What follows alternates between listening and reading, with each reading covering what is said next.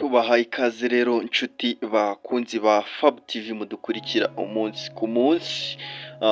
Turaje rero tukugezeho itangazo ryihutirwa. Ni itangazo rero rimaze kutugeraho rireba abana bamaze cyangwa se bakoze examen isoza umwaka wa P6, ubwo ni primary na senior 3.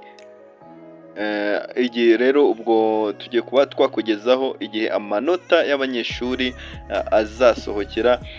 Turakubwira igihe abanyeshuri bazatangirira, ni byinshi turaza kuba tukunyuriramo. Ni itangazo rya NESA rimaze gusohoka aka kamwanya. Reka tuguhe ikaze ukigera hano, kanda subscribe kugira ngo tubane hano kuri Fab TV. Iyi ni Fab TV rero tukugezaho amakuru atandukanye agezweho, tukugezaho hano. Kanda subscribe kugira ngo dukomeze kubana hano.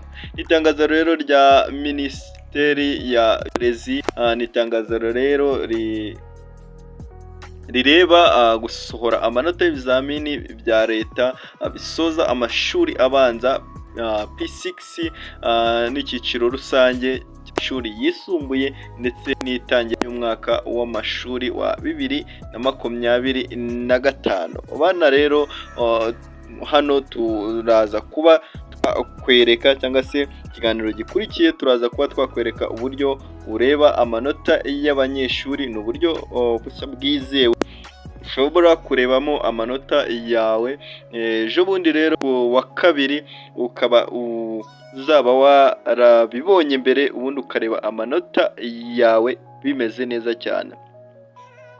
Reka tuze rero twihute tuguhe iri tangazo. Minisiteri y'Uburezi yishimiye rero kumenyesha abakandida n'ababyeyi n'abaturage rero bose, cyangwa se yego nibyo, abaturage bose ko amanota y'ibizamini bya leta bisoza amashuri abanza P6 n'icyiciro rusange cy'amashuri yisumbuye senior 3 umwaka wa 2024-2025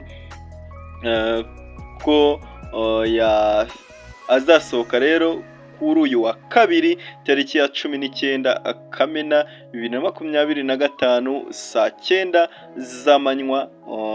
Ubwo rero murashobora rero gukurikirana igikorwa munyuze ku rubuga rwa YouTube rwa Minisiteri. Ubwo ni https www cyangwa se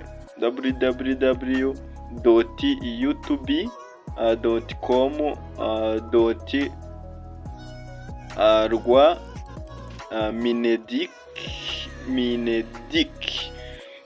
uko rero niko ushaka kubireba. ngo Minisiteri kandi iboneyeho kumenyesha abaturarwanda bose ko umwaka w'amashuri wa 2025-2026 uzatangira ku itariki ya 8 Nzeri umwaka w'ibihumbi 2025. Iryo rero ari itangazo, turaje tubereka uburyo bareba amanota.